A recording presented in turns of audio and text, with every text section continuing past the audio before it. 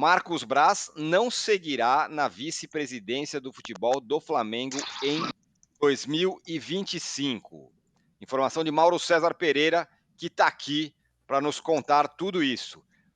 É isso? Sem Marcos Braz no Flamengo em 2025, ou fora pelo menos do departamento de futebol, Mauro? Conta aí para gente. Bom dia. Bom dia, Tirone. Bom dia, Danilo. Bom dia. É óbvio que se o BAP ganhar a eleição, o Marcos Braz está fora. Os dois são adversários ferozes na política do clube. Se ganhar o Maurício Gomes de Matos, que é outro candidato, também não deve ficar. A questão é mesmo que o Rodrigo Dunche, que é o candidato da situação, apoiado pelo Landim, que é o presidente do clube, né, ganhe a eleição, o Marcos Braz sairá do cargo, não vai continuar. A não ser que o Rodrigo Dunche faça questão de tê-lo e o convença a mudar de ideia, mas a decisão do dirigente já está tomada. Ele vai sair da vice-presidência de futebol no final do ano, completando 6 anos no cargo. E isso é relevante porque trata-se de um dirigente controverso, boa parte da torcida clama pela sua saída, teve acertos e erros aí nesse período, né? Títulos importantes e algumas decisões muito discutíveis, né? Além de algumas questões que aconteceram fora do campo, né? Com aquela confusão lá do shopping com o torcedor e tudo mais. Mas o Marcos Braz já comunicou ao Landim e ao Rodrigo Dunche que ele não pretende continuar no cargo após esse ano. Então, essa é uma informação relevante, porque se imaginava que com a vitória eventual do Rodrigo ele pudesse continuar. Mas é política, né, gente? A gente tem que sempre fazer uma ressalva. Nada impede que amanhã as pessoas mudem de ideia, mas a decisão tomada nesse momento é essa. O cenário político do Flamengo é: Rodrigo Dunche é o candidato apoiado pelo Landim, mas os outros dois candidatos participaram da gestão. O BAP, né, Luiz Eduardo Batista, era presidente do Conselho de Administração, e o Maurício Gomes de Matos foi o vice-presidente de embaixadas e consulados. Ou seja, os dois integraram a gestão do Landim. Como se fossem duas dissidências, talvez, possamos chamar assim. Não existe um opositor candidato, um real opositor, aquele que não concorda com o Landim, não fez parte da gestão, isso não existe. Havia uma expectativa de que esse nome pudesse ser toda a oposição do clube, né? Pudesse ser o Williman, vice-presidente jurídico no ano passado, na gestão do Eduardo Landim, foi um cara bem relevante na sua do Flamengo, tinha aí centenas de Justiça do Trabalho. Mauro, e conseguiu. O seu está picotando nesse momento. Não sei se é o seu fone.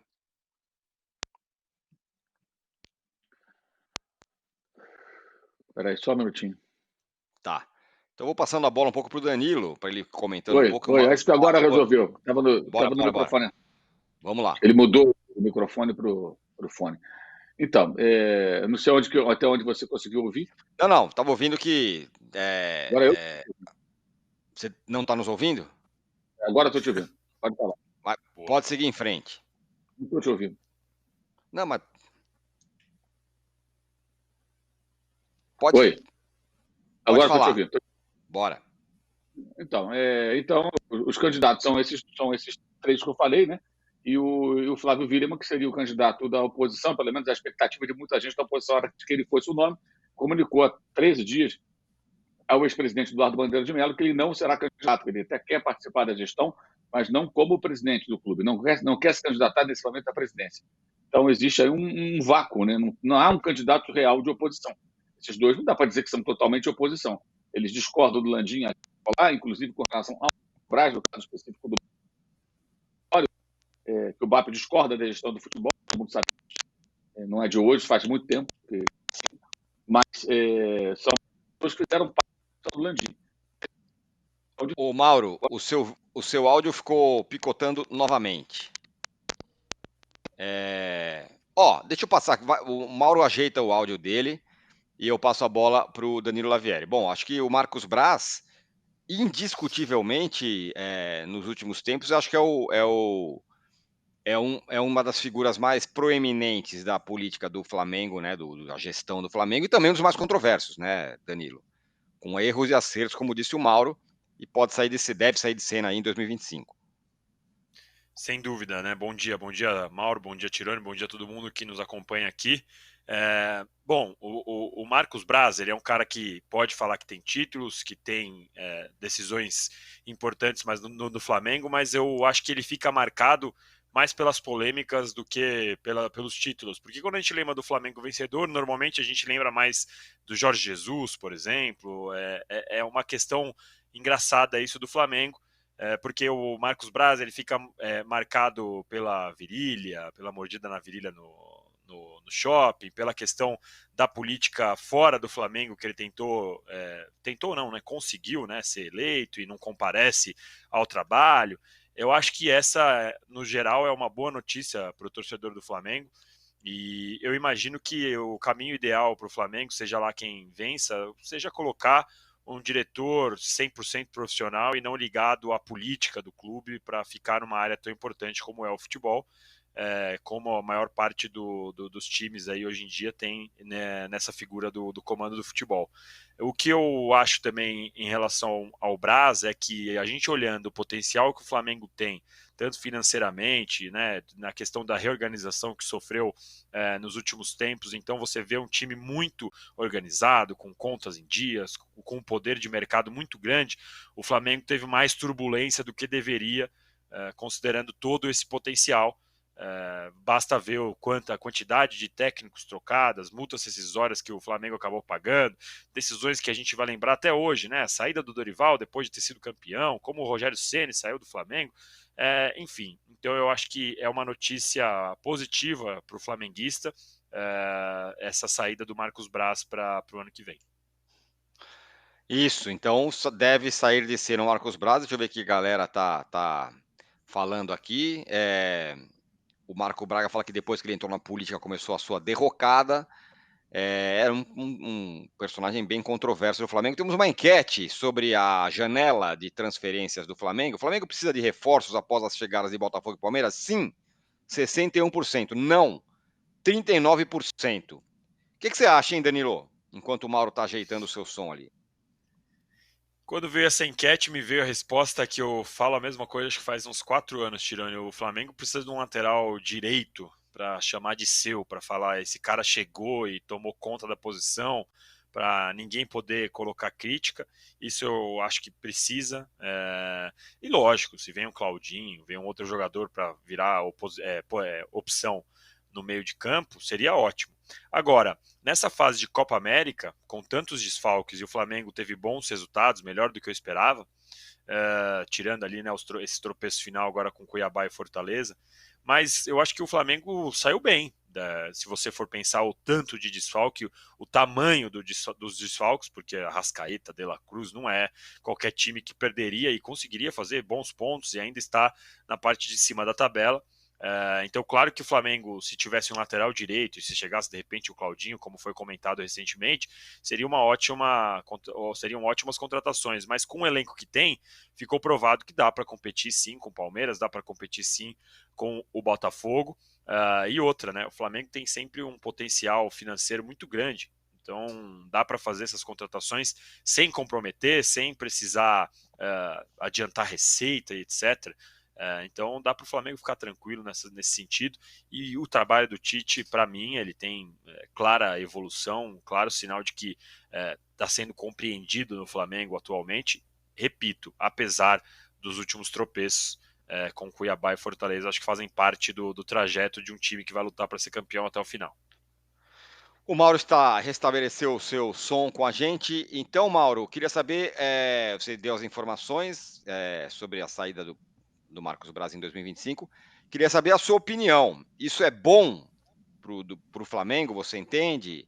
Você acha que pode ser um avanço, pode ser melhor sem a presença dele lá? Ele foi um cara, como disse você, de erros e acertos. Depende de quem vai comandar o futebol, né? E da mentalidade que vai partir do presidente para quem está abaixo dele. Não adianta nada você contratar um diretor executivo competente, se bem que isso também é um desafio, né? Quem é esse grande diretor executivo que vai ao mercado, que discute tecnicamente com o treinador questões sobre o time, contratações, consegue contra-argumentar? Por exemplo, São Paulo queria o Alan de qualquer maneira. Quem era o cara do Flamengo capaz de discutir? Por que você quer o Alan? Quais são as características do Alan que fazem com que você faça questão dele? Por que ele não os jogadores que temos aqui? Por que ele não os jogadores que temos na base? Por aí vai. Quem é essa pessoa? O Flamengo não tem, e onde que tem? Quem é esse cara? Geralmente esses executivos de futebol são caras de mercado, que fazem com negociação, contrata o jogador, vende o jogador, mas não tem essa formação mais técnica. Isso é coisa que você encontra na Europa. Então você vai ter que trazer alguém de fora. Para ser um cara realmente bom, tem que ser um cara de fora. E a questão da vice-presidência de futebol depende do que vai ser. Vai ser alguém ocupando o cargo apenas porque o estatuto obriga que exista um vice de futebol ou alguém que vá participar ativamente. Você tem a possibilidade de colocar ali alguém só. Tem um vice de futebol, mas ele é uma rainha, o rei da Inglaterra ali, né? Não manda, vai ficar ali olhando. Não vai se meter. Está só ocupando o cargo. O dia a dia quem vai cuidar é um profissional. Fora o Marcos Braz, todo mundo que está no futebol do Flamengo é profissional.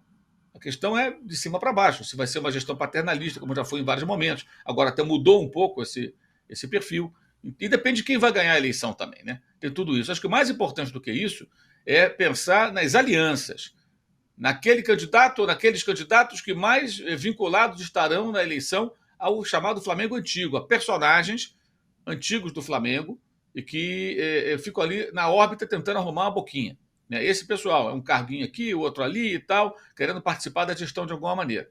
Esse é o grande risco que o Flamengo sempre vai correr. Isso é muito mais importante do que qualquer outra coisa, porque o resto vem depois. O primeiro ponto é esse aí.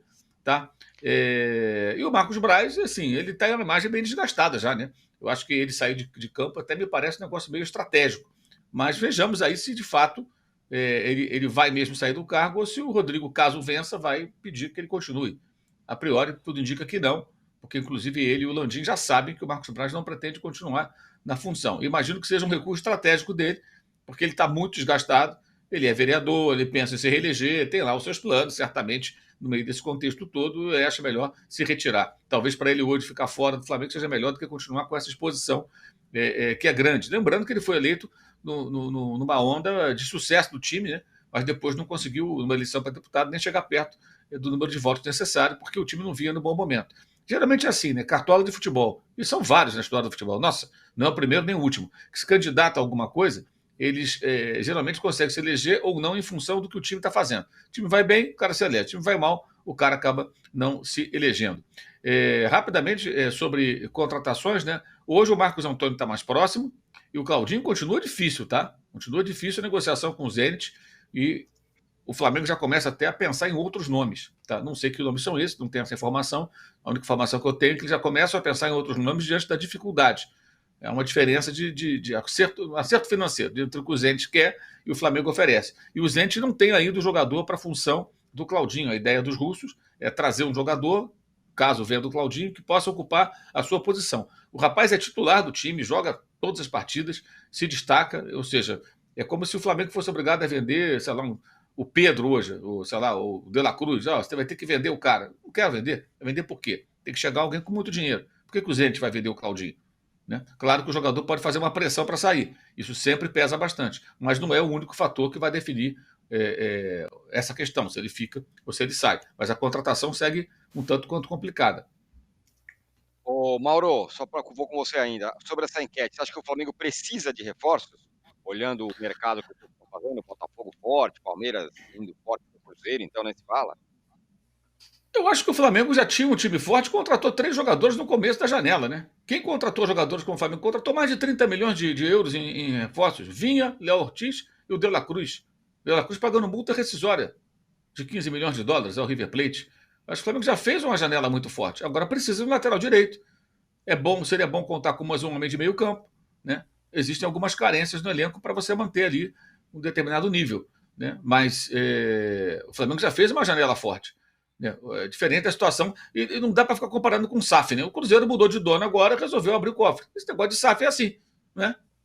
Os caras vão lá, muda, sai comprando, o mercado regulamentado. Qual a sua receita? Tem fair play financeiro? Não tem, é uma farra. É uma grande farra. Eu trago o jogador, coloco aqui, jogo para o meu time no exterior se eu quiser, faço o que eu quiser. É assim que funciona, não dá para ficar comparando, né? Eu acho que o Flamengo precisa de algumas contratações, sim, mas não acho que seja uma situação desesperadora, não. Pelo contrário. Acho que tem que ser feito com calma. Eu sou radicalmente contra essa ideia, de muita gente defende. Contrata, tem dinheiro, vai lá e contrata. Foi assim que os clubes se endividam. Vai lá e contrata, vai lá e contrata. Não é assim que a banda toca. Você vai lá e faz uma proposta. Se a proposta está acima daquilo que você propõe pagar, aquilo que é razoável dentro do seu fluxo de caixa, então você não contrata. Paciência. Se for assim, vai contra. O futebol brasileiro sempre foi marcado por isso. Agora, as SAFs, elas trabalham no universo paralelo, em que faço contratações, independentemente de ter receita ou não. Você não precisa provar nada. Eu contrato um jogador de um valor X, mas o outro. Também a receita é desse tamanho, e daí não tem problema. É um mercado desregulamentado. É uma grande bagunça. Uma bagunça que faz com que quem se organizou, quem trabalhou para se organizar, é meio otário nessa história. É meio otário. É só você pegar, virar SAF e tal. De repente, também, a SAF tem um risco. O sujeito pode ir embora, pode parar de brincar de dono de time, pode achar que não está dando lucro e desfazer o negócio. Tudo isso pode acontecer. Mas no intervalo como esse, um time pode ganhar um campeonato importante com uma grana que ele não tem, com um time que ele não consegue gerar receita que banque aquilo. Então, o Brasil está na contramão do mundo. Se o fair play financeiro existindo na Europa, ainda assim existem brechas que vira e mexe são exploradas, é o Manchester City, que tem uma série de acusações de ter violado o fair play financeiro e os ingleses enrolam, até hoje não resolveram nada. Né? Até lá acontece esse tipo de coisa. Né? Imagina no Brasil o mercado desregulamentado. É um paraíso para esses donos de vários clubes ou para quem quer brincar de dono de clube de futebol. Enquanto tiver dinheiro, tiver interesse, até o dia que o cara não quiser mais. Não dá para competir pensando dessa maneira. Tem clube de futebol como Flamengo, como Palmeiras, tem que competir nesse mercado dentro daquilo que ele pode fazer, com muito mais, numa situação muito mais sustentável, né? Ou seja, não depende basicamente de alguém que chega turbinando e que pode ir embora, ou que pode mudar de ideia a qualquer momento. É uma diferença fundamental.